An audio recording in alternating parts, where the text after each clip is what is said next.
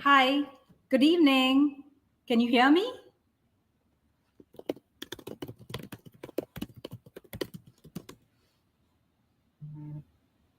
Oh, great. I think, yeah, I just needed that feedback from the team if they can hear me or not. Looks like you can hear me. Thank you so much. Once again, good evening and thanks for joining us. Really excited about the participation. Number of you interested in STEAM and STEM. And we're equally excited about the panelists we have today. And just before we jump in, my name is Kavita Mohammed. I'm the co-founder of Wonderlearn. And Wonderlearn is into STEM solutions. We'll talk about it maybe very briefly in a little bit. But one thing I wanted to just share with everyone, we have outstanding panel and then, really esteemed educators. But unfortunately, Dr. Swati Vats couldn't make it today. It's a very last minute development. She's been down with a throat infection. So she's not joining us and she passes her, she said that she's going to miss the event as well. So just kind of, wanted to give you that heads up. So today, the essence of the next 40 to 45 minutes is basically to deep dive into STEM and STEAM in the foundational years. And when we say foundational years, we are talking about children between the ages of 3 and 8. And what Wonderlearn does is just a bit of introduction about Wonderlearn, and then I'll very quickly introduce our panelists. After that, we'll dive into the panel. Wonderlearn provides STEM and STEAM solutions for foundational years, as I've mentioned. And we currently support 3 to 8 years, but hope to extend that until the age of 10. And we cater to the needs of pre-primary or kindergarten wings of K-12 schools, large preschool chains, and boutique brands. Wonderlearn solutions are available in various configurations from STEAM labs, both managed and unmanaged, STEAM corners, which go into a little preschools, little spaces, and also STEM kits for individualized use. And do drop us a note later on if you're interested to learn more. But the rest of the evening, we're going to switch to the theme, which is what is STEAM in early years? We'll be using STEM and STEAM interchangeably during this session, so please take note of that. STEAM is nothing but STEM plus arts. So STEAM in foundational years refers to an educational approach that integrates science, technology, engineering, arts, and mathematics. It's designed to engage young children in hands-on experiential learning that encourages exploration, creativity, critical thinking, and problem solving. STEAM projects are by design collaborative, helping children develop teamwork and communication skills. And by combining different disciplines, children find learning more engaging and relevant to what they see and observe every day. Let me take a couple of examples. You can think of an art project. An art project typically involves a lot of colors, shapes, patterns, and symmetry, through which we are actually integrating the concepts of mathematics. Because many believe that the foundation of mathematics is shapes, patterns, and progression, which is also an integral part of art. Another example is actually coding in foundational years, using a tablet to actually follow instructions. And then, through interactive games, children follow certain instructions and go through that pattern. You might wonder, coding at this age, really? But coding at its core is actually a set of steps or instructions that one could design, one could actually communicate, which is understood and executed by someone of any age. That's what coding is. It's an algorithm at its core. But in case of early years, it's the children's ability to follow these steps in a very simple and easily understood way, right? With that context, we at Wonderlearn are once again very excited to have you on this panel and also very excited to welcome our accomplished educators and thought leaders to uncover the power of STEAM for the next 30 to 40 minutes. And yes, as I mentioned, Dr. Swati Watts couldn't be here today, but then I'm very pleased to introduce Mrs. Shalini Jaiswal and Mrs. Shafak Bhatt. Mrs. Shalini Jaiswal, she's the Director and Chief Operating Officer of Maple Bear South Asia, an organization that provides early childhood education based on the Canadian curriculum. Mrs. Jaiswal has a rich background in education, having started her career as a teacher at Delhi Public School and then holding various leadership positions, including primary section head at Chinmaya Vidyalaya and curriculum developer at Cambridge School. She's done teacher training for the Exceed program of iDiscovery. In her role at Maple Bear, Mrs. Jaiswal has been instrumental in expanding the preschool network across South Asia and developing innovative educational programs. Notably, she has overseen the introduction of a computational thinking program for preschoolers aimed at developing logical thinking and problem-solving skills in young children. Welcome, Mrs. Shalini Jaiswal. Thank you. Pleasure to be here. Likewise, ma'am. And our second panelist, Mrs. Shafak Bhatt. Mrs. Shafak Bhatt has over 23 years of experience in education, including a significant period as a preschool teacher and head of early years at an American international school in Thailand.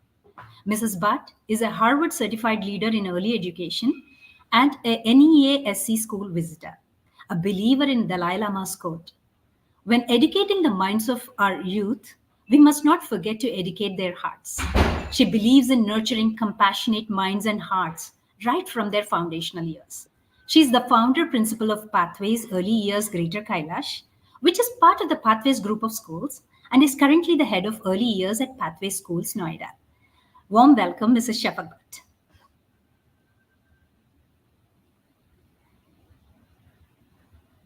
So the next 30 to 40 minutes, we're just going to dive into about 6 to 7 themes around STEAM and STEM in foundational years. And this will be followed by Q&A. And I just wanted to let all the participants know that this session will remain muted for the entire duration. And I believe we do have about 750 plus participants. So we'll keep this muted, but feel free to type in any questions that you get along the way in the chat that you have on the right hand side. Okay? So I'll just give a couple of minutes for our panelists to kind of, not a couple of minutes, maybe 30 seconds. But are we good to go, ma'am? I am ready. Yeah. Oh, actually, I think we I just think, lost yeah. Mrs. Yeah. Just let's give us 1 minute. But yeah, she's back.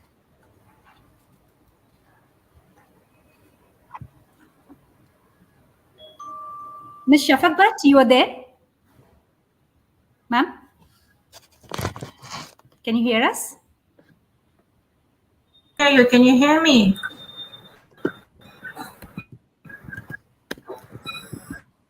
Shalini, ma'am, while she's joining in, maybe we can get started. Is that okay in interest of time? Yeah, absolutely. Sure. Great. Thank you.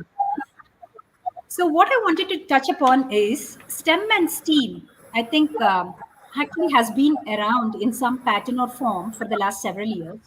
But we've seen this really the landscape change in the last 5 years, pre COVID and also post COVID. And there is also the NEP 2020, which is actually encouraging the adoption of Landscape STEM change and in the STEAM last. in schools. So, what's your take on that? What has changed? What has triggered in the last few years?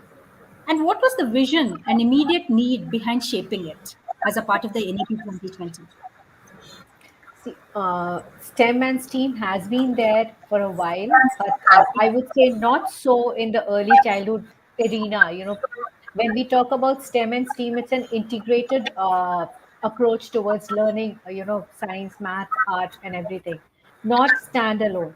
But the need in the last few years have become immense is because of the ever changing landscape in terms of technology, or how the things are changing in terms of research, or AI coming in, a lot of technology coming in. Things are changing now at a very fast pace. uh, we have to equip or prepare our learners, or I would say students, give them a foundation where they're able to deal with this ever changing world. Things picked up a lot of pace post covid because there was disruption. What covid kind of When covid came, people had to learn new skills and new things to kind of be able to innovate, or stay kind of relevant. That's what STEAM, the vision of NEP, which was long overdue, the education policy which the government proposed in 2020, that policy was long overdue, and it is a welcome change where the government is now looking at kind of raising critical thinkers, problem solvers, and innovators who are capable of challenges. Or they can face the challenges which will come as they grow. Earlier, I guess our schooling system used to prepare our students for mostly doing a certain kind of job. uh, Early childhood was where it was memorizing ABCs and number string and alphabet string, and we never bothered about the innovativeness or the critical thinking or the creativity of the child, which is an inborn thing in the child. Children are naturally curious, and that's what the NEP 2020 now addresses, is fostering a culture of innovation and creativity amongst students, where we let the children explore in the classroom, let them figure out and problem solve and do things on their own. And this leads to inquiry based learning and a scientific temperament. If I let my child explore and figure out things, and wow, I know now I can do this, or this happens because this is a simple example, like why is it floating or sinking, or why these things are happening. Children are figuring out on their own because they're trying out things and doing things on their own. And this helps them build an inquiry based learning or a scientific temperament. The reason is the children do not get hassled when they're not able to achieve the result in first go. It's the process which is now becoming more important in EC than the product. And that's what is where you are helping children, kind of inquire, work with all the art projects. As you said, it is, when you uh, introduce art and you are kind of having all the integrated as math, technology, and everything. Children are given a project to work together collaboratively. They figure out life skills like how do I wait, how do I work collaboratively, learn from each other. And also they figure out, okay, risk taking. Will it work? Will it not work? Let's try. What happened? How can we do it again in a different way? Why did it happen this way? And these are the things which now will bridge the gap between theoretical knowledge and the practical application, because they understand how do I do. And that's what the NEP is looking at, is basically bridging the gap so that children are able to apply and use the knowledge which they have. And ECE has, is the most important formative years. Giving them a foundation with this will help them go into the foundational stage and then move to the elementary and the middle and the high school. So, yes, STEAM has become very important.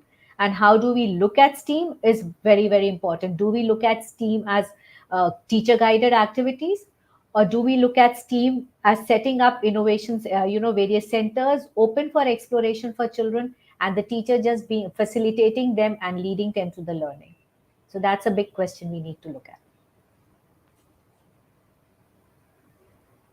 We can't hear you. You're muted, Kavita. Oh yeah, thank you. Yeah, I just so basically no, that's very great opening insights. Just a couple of questions, right? NEP 2020.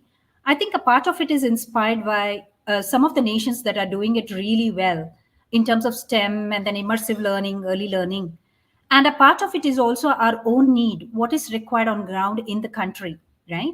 And then I think there were like few catalysts. One is COVID, clearly, as you said. Another one that you touched upon earlier is the AI part, right?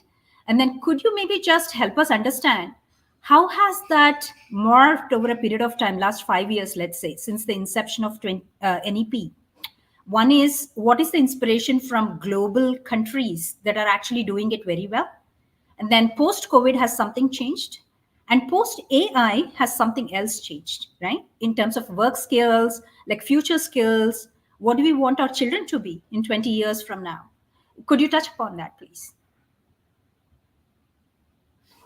Ma'am, you are on mute, I think, now. There are Sorry. a lot of countries which are high on STEAM education, and they've been doing it for a lot of time. Examples like Finland or Singapore or Canada. These are countries who are researching. Kind of the government has a lot of budget for a EC or the school education where they're investing money. One is how do I do it, and the second is kind of training the teachers to be able to do it. And it's not one time, it's an like teaching learning process also is an ever evolving process. It has to be researched and based on what are the needs of my learners. And that's why, coming back to COVID and post COVID, with the AI coming in, my learner needs have become very different. Am I preparing my learner for tomorrow, that is for grade 1, grade 2, or am I looking at preparing my learners when they go up in the job market 15, 18, 20 years down the line? And that's a question I ask the parents also. What do you want from your children? Do you want them to excel for today, or do you want them to be prepared for a life which you also don't know how it will look like 20 years down the line? And that is the biggest change which has come after COVID and after AI. Things are changing. AI is taking such a big thing in every, chat GPT, and everything is coming. Now everything is at your fingertips. So if I want to know something, I don't have to memorize it. I can immediately find it. I can type and I can do, Google answers and Google things on the net. And I don't know how things would be after a few years down the line. And especially the children we are looking at right now who are in preschool or ECE, what would they be facing? So what do we need to do with our children? We need to prepare them for a world which is ever changing, for a job which may not exist, for being lifelong learners. And that has changed, and that's what we need to learn from what the countries have been doing otherwise also. Like Canada spends a lot of money in EC. They are also looking at inclusivity, where they have various children from various cultures, because it's a melting pot. A lot of immigrants are there in Canada. In a classroom there are multiple languages being spoken. How do I help my children evolve and face all the challenges in the world? And that's what NEP is proposing. And we also have to look at it is, what do we need our children, what skills my child should be having few years down the line? If I have a knowledge today, does that knowledge would that knowledge hold true 20 years down the line? I don't know what the research would be, what kind of machineries, gadgets, or what I have to do. I don't know. Maybe the jobs which I'm doing right now may not exist. We are talking about AI taking in every year. You have news casters who, AI who do the weather forecast and everything. people are talking about AI in education coming in, and you have the labs and 4D imaging and everything coming in.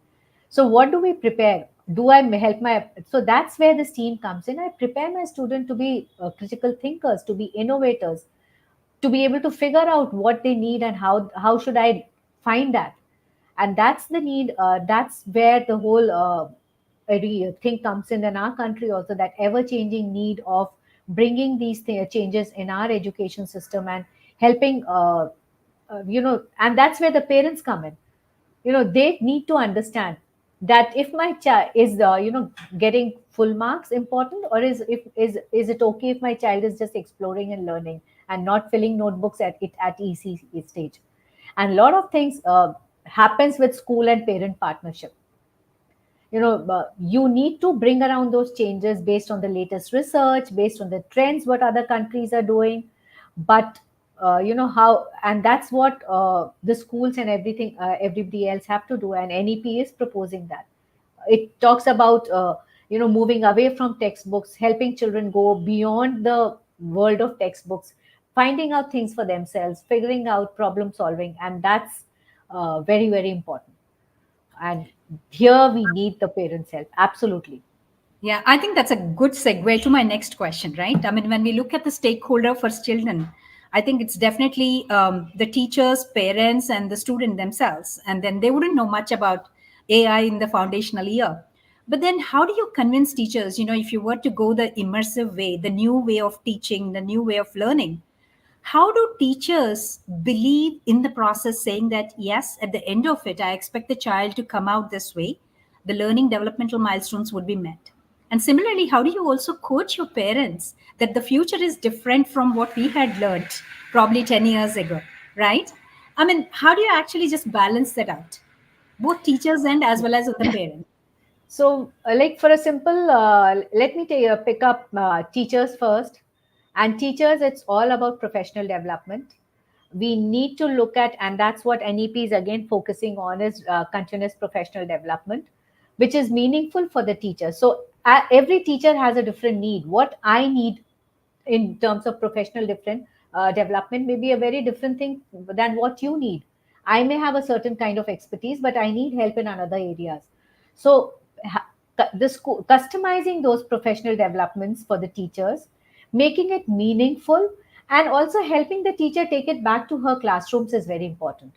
The A lot of our teachers who have done B.Ed or they've learned, and that still is conventional. Things are changing now in terms of curriculum for bachelor in elementary education or ECE, but still we have a long way to go. We have a workforce who have graduated from the conventional B.Eds and ECCs. Even I'm from that same generation. But then the professional development which the school or which the company or which the is provided where the teacher is working is very, very important. So that's what we need to look at. And when I come to parents, it's the trust also. A lot of times the parents should trust the school. They've trusted the child in a school and they should trust. It's a simple example or simple question I ask. When you go to for a treatment, for any medical treatment, you look at what is the latest, how the things are coming. And you go for the latest without even looking, okay, this is the latest technology in surgery. I want to get, that kind of surgery done. But when it comes to education, you want your child to study the way you had studied 40 years ago or 35 years ago. So that's an irony. Education also needs that paradigm shifts, and you need to bring in the change in mindset that how is my child learning? Is it the way they should be learning, or is it the way I learned? Things have changed. The needs of the learners, the needs of us as adults have changed. How we lived 30 years ago and what in the world we are living in now has changed. It's a ever change, and things are changing at a very fast pace. So that's where we need to look at and prepare our learners. So it's, if we are able to deal with these two, and regular connect with the parents, regular connect with the uh, uh, basically teachers. So it's a triangle: teachers, parent, and the school. We need to work together and then work. So that's how it works.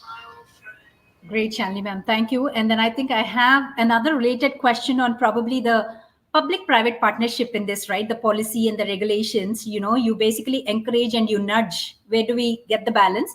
But I'll just give you a quick break because we have Shafak ma'am here. Hi, ma'am. Hello, Kavita. Hello, Shalini. So sorry, I had some connectivity issues. Hello, everyone.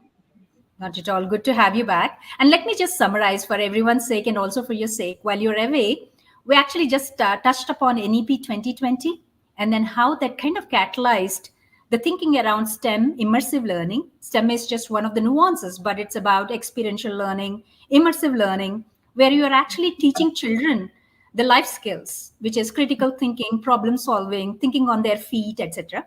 And then we also touched upon where is it that we sought inspiration from for NEP 2020, any of the global practices, and then Mhm. how AI as well as post COVID environment actually catalyzed some of this. And the third one that we touched upon was how do we actually bring teachers and parents along this journey because they are important stakeholders. That's what we've covered, ma'am. So, what Mm. I would like to ask you is when we think about STEM execution and on ground challenges, are they different in tier one urban schools versus tier two and tier three? What are the on ground challenges that you see based on your experience? Well, Kavita, if I may begin with the very basic challenges, it will include lack of resources, teacher shortage, limited exposures, and the socioeconomic barriers. However, before I delve into these, I would like to build a context of the post-pandemic era, which brought about heightened awareness and recognition of the importance of STEM education. Right, it has been identified as a crucial component of modern curricula, emphasizing its relevance and urgency in the current educational landscape. The STEM acronym itself was introduced in 2001, but currently it is also known as STREAM, right? And according to UNESCO today, education, the STEM education is considered imperative, as parts of the competency-based curricula. And with the advance in AI technology, right? Um, in STEM, personalization becomes a bit, it becomes a bit complex. But with AI, this personalization can happen. So, in spite of all these advantages that we see in STEM education, right? Uh, but why in India we have uh, we have so many challenges that we are facing, and one of the reasons I can see is whether it is your urban or your rural schools, there is gender disparity, and if we go by the surveys that were conducted a few years ago, our female population, the girls, only a very low percentage of girls pursue STEM after their higher education. But as far as the male population is concerned, there is a higher percentage, and even the role models that we consider are male population. This is a big hindrance, and I would say this is where we have to fill that gap. If we really need to see some desirable change in STEM education in India. The second is definitely your infrastructure challenges. And when I'm talking about infrastructure challenges, it's not just the physical infrastructure, it is also your human workforce, it is also your resources. Though the government of India has done some visionary steps to combat these challenges, but there still needs to be done a lot needs to be done to make those desirable changes. And most importantly, if I talk about technology, though of course yet again we have made quite an advancement in technology, in network, and providing a network to all the areas. But yet again, I would say the infrastructure to adopt technology in better forms is still not available, and we still need to overcome a regular feel of the mundane classroom experiences that we have. And if I have to also add that we have around 65% rural population in India. We have the 65% rural population, and we do also have a Right to Education Act, which says that free education and compulsory education to all. But the big question here is that is the enrollment and the attendance a right barometer for evaluating the progress of rural education in India? I'm sure it is not, right? There needs to be, we really need to have even our private sector to come in and help build that infrastructure that we need in our schools. Uh, uh, if you have to move to STEM on a wider scale, I would say it is very important for us to at least first revisit our curriculum, which integrates, like you had already summarized for me, and what Ms. Shalini had mentioned is about the experiential learning, which we call the play-based learning, the project-based learning, right? It has to be trans-disciplinary, right? It has to transcend all the disciplines and integrate all the essentials, which essentially, I would say, do stem from this STEM education. Thank you, ma'am. In fact, the next question is related and it's for both of you. Feel free to chime in. Maybe Shafak ma'am, you could, or Shalini ma'am. NEP 2020 does talk about STEM. I think they do mention it's more of a guidance. But do you feel the need that this has to be standardized, the definition itself, across urban tier one, tier two, tier three, and across different curricula? Or do teachers and educators have any flexibility in interpreting it the way they want and then kind of, creating individual personalized playbooks on how they want to execute it on ground? So how do you think about it for this to actually expand and then make the impact that it's expected to do? Do you envision a very standardized playbook across everyone? Or can this be personalized with that guidance that's provided?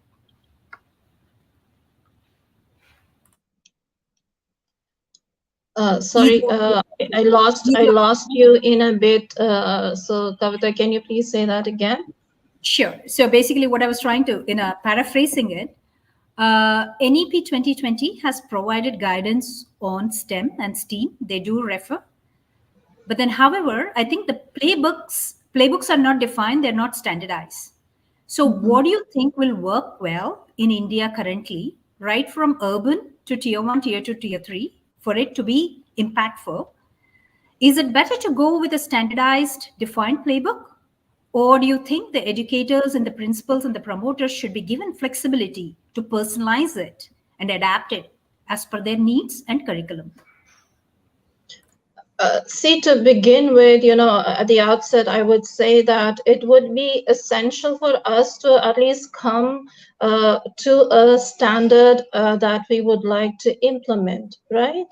And like I said in my earlier, as I was talking about personalization, and if we are talking about curriculum that needs to be integrated, it's very important that we also look at the context of where we are, what is our student demographics, what is our teacher workforce like, and what is that as a school my mission and my vision is, right? So I think there needs to be a scope for adaptability. It has to be flexible to meet those standards of the people who are going to be actually living that. But even before that, it's very important that our teachers have the right professional education, right professional development in this area. Because, if you look at early years, I'm going to talk about early years extensively. Um, uh, how STEM plays an important role in early years. Uh, it is innately present in our children, right? Right from the very young age, children are innately curious. They want to know how things work. Why are you saying a no? What is the reason behind a no? Right, so they are innately curious. So we need to first understand early childhood education in its right context. So we need to have that clarity. Our teachers, our educators, our practitioners have to have that clarity that it is not an activity base. It goes beyond that. It is inquiry based. It is exploration. It is to nurture your curiosity. Only if I am able, if I have experiences where I can work through the process, where I'm included in the process, only then will the essence of exploration, inquiry, critical thinking, problem solving come into the forefront. So I would say yet again, flexibility and adaptability should definitely be there. Shalini ma'am, do you have any thoughts on that? Yeah, I agree with Shfaq ma'am. There has to be flexibility and adaptability. Each school, where they are, which area they're situated, how what they are. When we look at these STEM projects or STEAM projects, it has to be meaningful for the child. So which where do how do I build up on those projects? If I bring in something which is not meaningful for the child may not be able to apply or understand anything of it, and it ends up becoming a teacher led activity. So that's very important, that there has to be guidelines which helps the schools start implementing it. So it's a basic guidelines of how, what is STEM.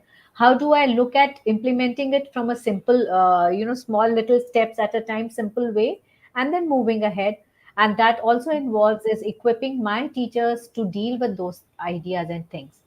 Once the teachers understand, it's not that they lack innovation and creativity. They would come up with their own ideas of projects based on their curricula, their learning objectives, learning outcomes, because you can't have a STEM workshop which is not aligned to your learning outcomes. So the first thing is I need to align my projects, or I need to align this with my learning outcomes. I've started with all the subject areas, and then I kind of gel it together and build up on that as a project. So where I start making cross co-curricular connections, and I am able to kind of do math and art together, or science and art together, and build those when the moment my teacher is able to see those connections, these things come, it becomes easy. So having that flexibility, you can't have a manual which every school has to implement, but a guideline definitely, which will help the teachers understand where do I start. Like I always tell my teachers, most of the time we start with what I have to do now, but actually the planning has to happen is begin with the end in mind. What do I Yeah. need my learners to achieve by the end of the term, by the end of the year? And once I know the end of, when I begin with the in mind, then I come to, I break it down into smaller parts, and then I come to what I need to do today. And then you have a very clear picture of the pathway with all, it's like when you go for a road trip, where you're going to stop, what are your times, what could be your hindrances, how would you do. And that's how a teacher has to be like a pilot, and kind of go through all that with the children. So definitely, if we equip our teachers and give them a little flexibility, these things can happen. And you don't need rocket science, or you don't need expensive materials to implement STEM projects. They could be all your waste materials from home, things you see around them. So that myth of, it's a very expensive project to bring into school is not. It's just, you could have all these things come in with all the materials which you find around you. Got it. No, thank you. And I don't mean to I put you both sorry, on sorry, spot. Kavita. Please go Sorry, Kavita. I just wanted to add what Ms. Shalini just said. Uh, we need to know where we have to go, right? We need to have that objective in mind, and then the process. Of course, yes, it is. Through the process, we will learn what is working for us and what is not working for us, and it's not that we have to reinvent the wheel. Like I said earlier, that it is for our educators to essentially uh, get sensitize themselves towards what is the essence of early childhood education. And when I'm talking about STEM, and when I'm talking about early childhood education, they go so hand in hand. It's like, it's not it's like a parallel universe. It's not it is not very diverse from each other, because even if we reflect on what children do during block play, what children do during sand play, what children do during investigating a invitation corner or a provocation table, that is all your critical thinking, problem solving, creativity. It's communication, it's self-directed learning. So STEM, you do not have to like reinvent the wheel. It is there. It's for us to actually realize where we are in that process, at what stage we are. So again, going back to our very basic as to developing a workforce that has a clarity of what is STEM or STEAM or STREAM right now, and how it can be implemented in our context. Got it. No, thank you. In fact, don't mean to put you on spot. You could maybe share with us offline. But are there any resources, really good resources that our teachers here, because many of the educators are here, they can refer to in terms of, here are the guidelines, this is how it should be thinking? Because sometimes a framework really helps, man, as opposed to being in the wild and then, everyone to her own or his own. So I think if you can think of anything, will be good for you to share with the team here, or else you could just share with us offline later. Anything that you Yeah, recall. right now, right now, I'm sure, what I can actually think of is, even when if you go back again to our basics, going back to the nature, right? Yeah. How we can actually use nature, like you all are aware of the Reggio Emilia approach, right? It is all nature based, or the Waldorf, or so all these are nature based, and in India there is a scope of nature based education. So why don't we go back to our basics first? Why don't we allow our children? When I say allow, it's a very harsh word to say allow. We need to facilitate that for them. I'm sure a lot will come naturally to our teachers. And again, thinking of ourselves as educators, as facilitators, not as someone who has to give children the right or the wrong answers. Modeling as educators, modeling the level of curiosity when children are learning. I need to be equally curious about what I'm teaching children or what children are learning. And I gotta be equally vulnerable and be okay in saying to the children that, oops, I don't know the answer to what you're asking me right now. What is it that, what if we just sit and, search, research about it together? Then, that also helps children in looking out for solutions, finding multiple ways of finding solutions. so it really comes down to three things that it's called the making learning visible approach, where the educator is a facilitator, where it is very important for you to step back. When I say step back, you have to have that gradual release of control, which we as educators, as adults, feel that we need to have that control of the class. Oops, what if my principal or somebody comes and sees me very disengaged with the children, whereas children are doing something on their own? Well, that is, the mindset again has to change, that it's not necessary for you to be always within the children, around the children. Sometimes you need to give them space, but you also need to know when to step in. Stepping in is not interfering, it's facilitating what is already happening at that point, what is happening in at what stage the children are in their learning at that point.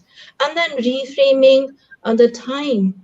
Reframing time is that it's not my time. It's not my time. It's their time. So I need to have that. I need my children to have that freedom to use that time. But about the other resources, definitely I would like to share some offline. This just something came to my head immediately. Not at all, not at all.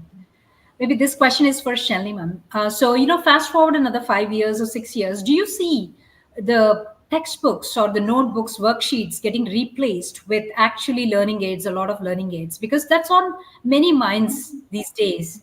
And I think that's also directionally one of the guidance, right? Given that we should replace rote learning worksheets and prescriptive learning with immersive learning.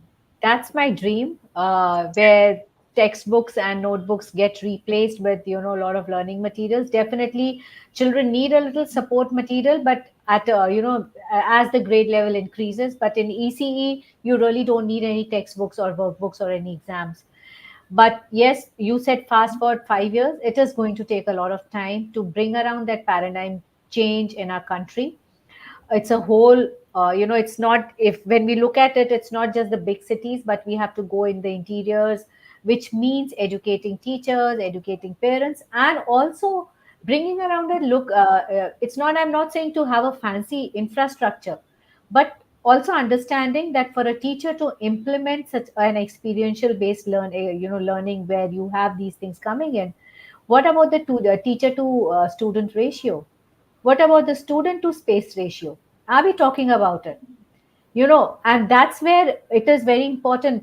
When we look at, okay, we are still, the schools do talk about teacher to students to ratio, but are we talking about student to space ratio? Is there movement space in the classrooms? How are the classrooms arranged? If we do not have movement space in the classrooms, how do we expect them to do this kind of a learning? They would be then sitting at tables and chairs and doing it. Material, you can have materials which are easily accessible and which are not very expensive, but we need to coach the teachers. We need to also give the teacher, if I put in 40 children with one teacher, she surely will not be able to implement STEAM in a 40-minute class. Then that's where we need to look at a paradigm change and the kind of mindset. And India has a huge population, so it's not very easy to bring in 100, moving away from textbooks totally is a far off dreams yet. But Yeah. yes, to a little extent we can start moving into with little, not 100% dependency on textbooks, but a little dependency, because a lot of time textbooks are needed even for parents who are first generation learners, or who may not know how do I help the child, because they have no clue of what the child is learning at home, at school.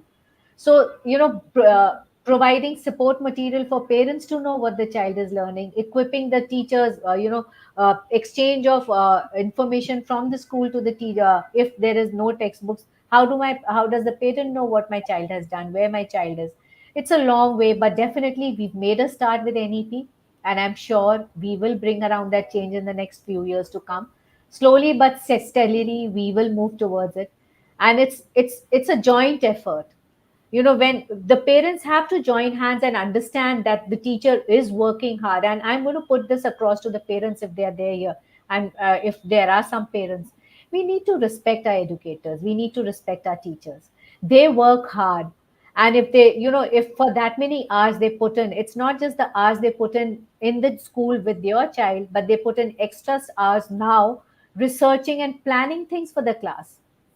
So it's now literally become like a full day's job, and we need to respect it, and we need to pay our teachers respectfully. So if you, and that's, if you, if you give peanuts you get monkeys, and that's where the parents have to look at spending money for the education of the child. Yes, it is a trust, it is things, but sometimes we also need to see why aren't teachers coming into this profession. Is because the salaries, and I'll be very upfront here in the platform, preschool salaries, it's so hard, it's so difficult to find a really dedicated preschool teacher who Mm. is able to work for 5 or 6 hours, plan the classrooms after children go, set up the classrooms, because it's an experiential classroom. She needs to do all that and then come back next day with 20 little munchkins and all a smile on the face, full of energy, these little munchkins. So it takes time. It does. And that's where the parents have to recognize and appreciate what the teachers are doing, what the schools are doing for the children, and join hands with the school for the benefit of the our own future generation. That's important. No, thank you for that candid input. No, I think it's a safe platform, ma'am, and I think all of us need to hear that. Thank you for that. Yeah. Yeah. And Shafak, ma'am, we just have probably another 5 minutes, 5 to 10 minutes, including some questions that might come through. So, Yeah. maybe I'll start off with you and then pass it on to Shalini, ma'am, as well. If you had the power to travel back or forth in time, what would you do differently in early years as an educator? I know both of you have been in this space for 20 plus years, if not longer. But then what would you do differently if you had that power or magic wand? See, I would definitely love to have a dedicated focus on the social and the emotional learning, which is very essential, especially in early years. And when I'm talking about the social and the emotional learning, I'm not only talking about the students in our care, the learners in our care, I'm also talking about teachers. It's very important for us, and it resonates with what Miss Shalini just said, that we need to respect our workforce, we need to respect our teachers, and we as a country, I would say, early years teachers are just recognized as day I would say service providers, like daycare service providers, whereas uh, we are care providers, we are practitioners, and we so the respect needs to come from everyone. So yes, going back in time, definitely the social and emotional learning, I would like that to be focused, and I would also like the implementation of play-based learning, and the parental involvement has is very imperative. In fact, pandemic taught us that it is not only the students who were learning at that time. In fact, there was a shift from student learning to family learning, right? So I would say that that should be continued, and as a school, as pathways, we do also believe in having this communication with the parents, consistent communication, regular communication with the parents, and also evolving with the needs, what is current, what is our student demographics like, what are the needs. So we educate the parents accordingly. So it's very important for us, to maintain that partnership. Yeah, that's something that, I would definitely want to have if we go back in time. Absolutely. Thank you for that. Shalini, ma'am, anything you Yeah, have? if I go back in time, not a few years, but quite a few years ago, I would like to bring back it all started with a Gurukul system. That was Yeah. experiential learning, that was team, that Yeah. was STEM, and Yeah. somewhere we lost it. And that Yeah. included all aspects, raising a holistic individual ready to face the world. And if we could bring that same thing which we always all we had, we possessed it, and somewhere because of the factories and things, how things changed, and what the education system changed, we had a beautiful education system. Indians, I'm proud to say, we have good, minds. Our children are very, very adept to learning. They have good Absolutely. IQ, and if we bring that back, we are able to kind of achieve and go be the best in the world, because that's what everybody else is following, which we did long back, and we all forgot about it. Yeah, we are really very quick in adopting what others are doing, but not evolving or adapting to what we already had. Like I said, going back to our basics is very important, and then evolve that according to the current needs. Yeah, great.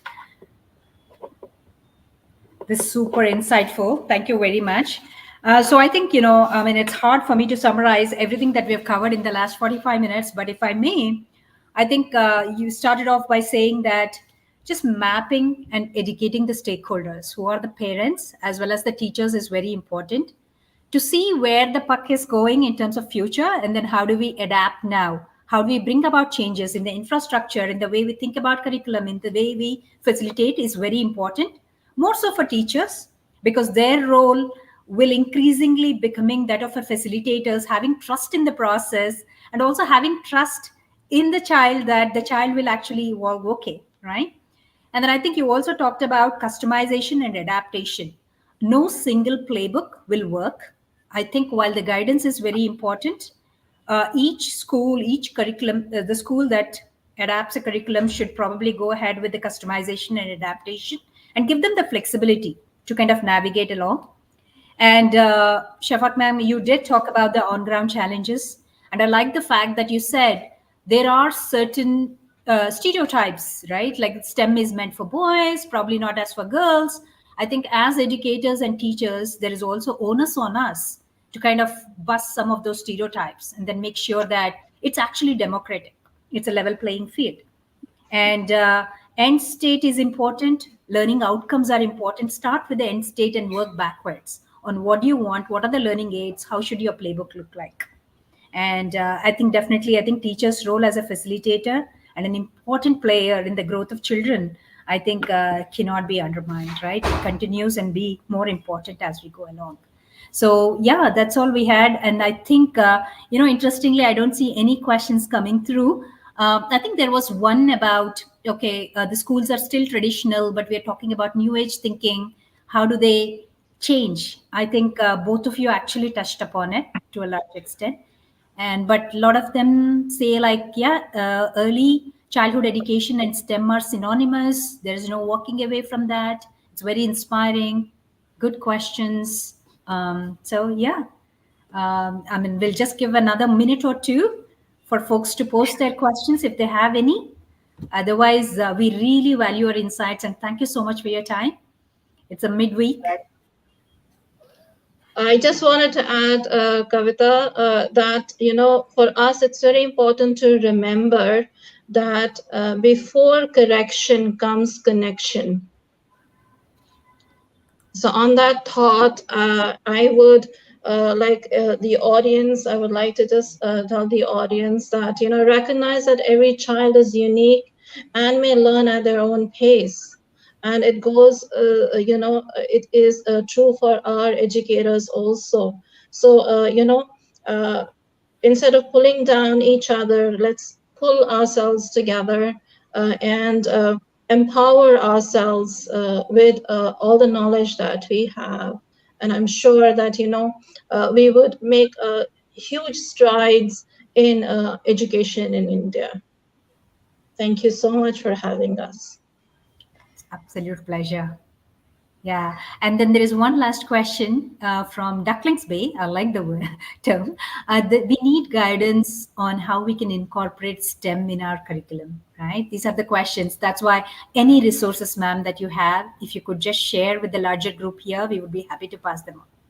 See, like for activities, if you look at good activities, STEM activities or unit ideas, Teachers Pay Teachers is a very good resource where teachers share what they've done, best practices. You'll see on this platform, you'll see best practices of, how do you lay out the classrooms, and it has a lot of good resources. Often that's coming to me, but definitely, again, I would say in the world of AI, you'll find, go Google, you'll find a lot of these.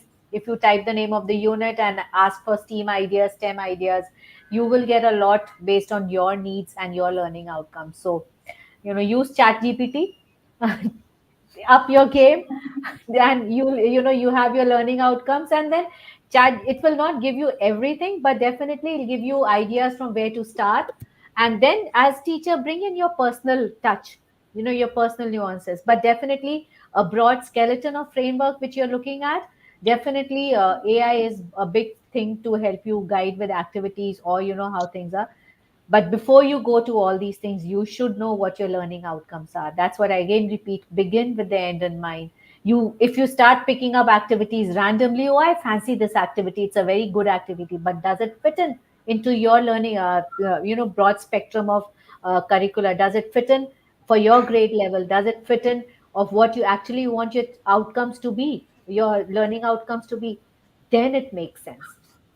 Just picking up randomly activities and doing it in the class to tick off that I've done a STEAM project or I've done a STEM project is actually not meaningful. It has to be integrated with your entire framework, with your learning outcomes for each subject, how you've planned your lessons, what topic you're doing, and then based on that, bring in the activities. Yeah.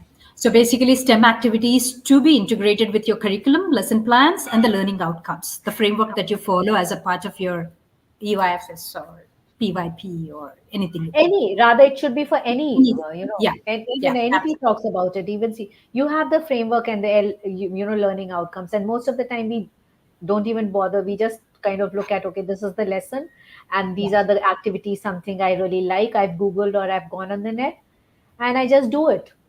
Yeah. Does it make sense? Does it link? And also, like, looking at my learner needs, I have to customize instructions based on my learner needs.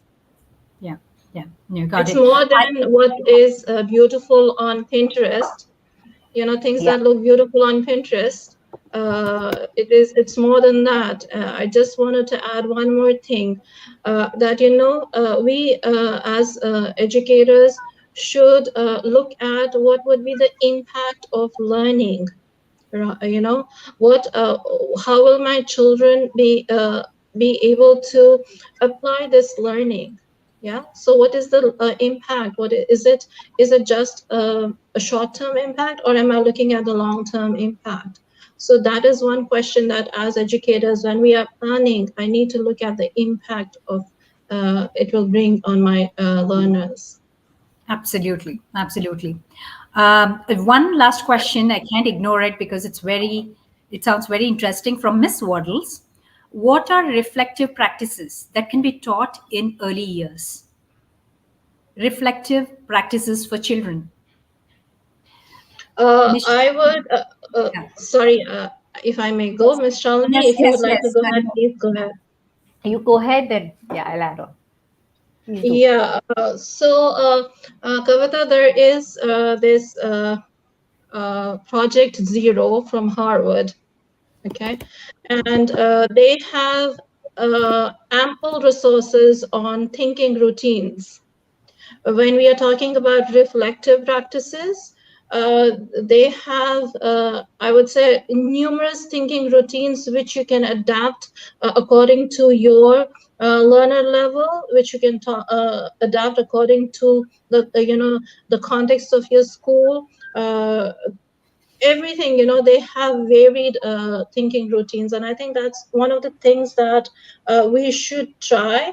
It might look very difficult to begin with, but if we get into the practice, first as a educator, first as a adult, I need to understand those thinking routines, and then I need to see, tweak them according to the level of my learners. And we do use very,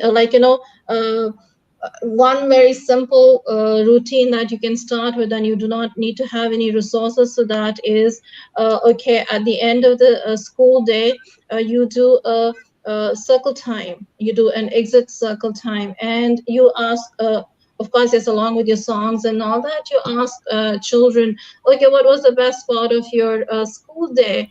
Or what is that you found challenging? What is that you want something different next time?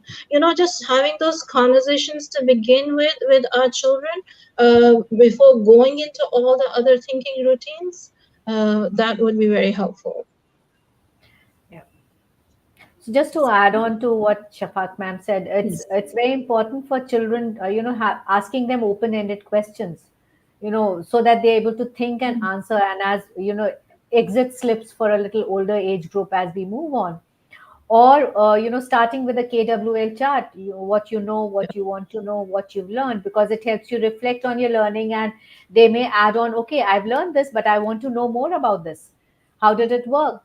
Or having a little checklist, okay, what have you, one thing which you've learned, one thing which you want to improve on. Children can draw or talk about it. Okay, I've learned this, but this is where I need to work on, because it's very important for children as they grow to understand self assessment. What am I able to do, and where I need to work on. As we move forward, they need, how can I make my learning, how can I make it better. And for teachers also, I think, I always encourage teachers to have this as a reflective practice at the end of the day. What worked well for me today, and where I struggled, because sometimes my struggle could be just for that day, but if I see my struggles are related to a certain aspect, that means I could seek help with my friends, peers, or I can go to the school management. But definitely, if towards the end of the day, before I go to the next day's lesson plan, I just fill in, okay, what worked well, where I struggled, I'm also reflecting on my own teaching.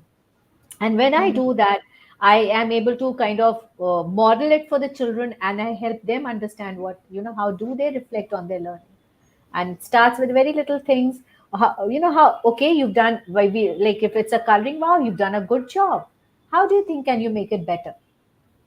And there are innumerable resources and things of, which are available, as Shifaq ma'am said, they can go to Project Zero and find out. But definitely this is something, it should be brought in the classrooms. Absolutely, ma'am. I mean, this is, these insights can only come from practitioners, right? Like very seasoned practitioners. So thank you. We appreciate that. And very conscious of your time as well. We've overrun. And everyone is, I see a lot of comments coming on the session. And people find it very informative. And then they found it very insightful. Thank you so much for your time. Thank you for Thank having you. us. Thank you all Thank for you. being there. Thanks. Yes, Take thank care. you Good all. night. Thank you. Thank you. Have Goodbye. a good evening, all of you. And yeah, bye. Thank you. Yes, enjoy the rest of the evening. Thank you. Bye. Sun भी, moon भी, Tim तारों वाला sky भी, birds भी, bees भी, dot polka butterfly भी, खेल वाली खिड़की है वंडरलैंड, सोचने को कसरत वंडरलैंड, टॉय वाली मस्ती fun on fun, it's a magical trip to learn. Hello पढ़ो झूमो झूलो सभी यहाँ तो in the wonderland, wonderland, नाचो गाओ कूदो पलो सभी यहाँ तो in the wonderland, wonderland, खेल वाली खिड़की wonderland, सोचने को कसरत wonderland, टॉय वाली मस्ती fun on fun, it's a magical trip, fun fun fun day. Wonderland, wonderland, wonderland.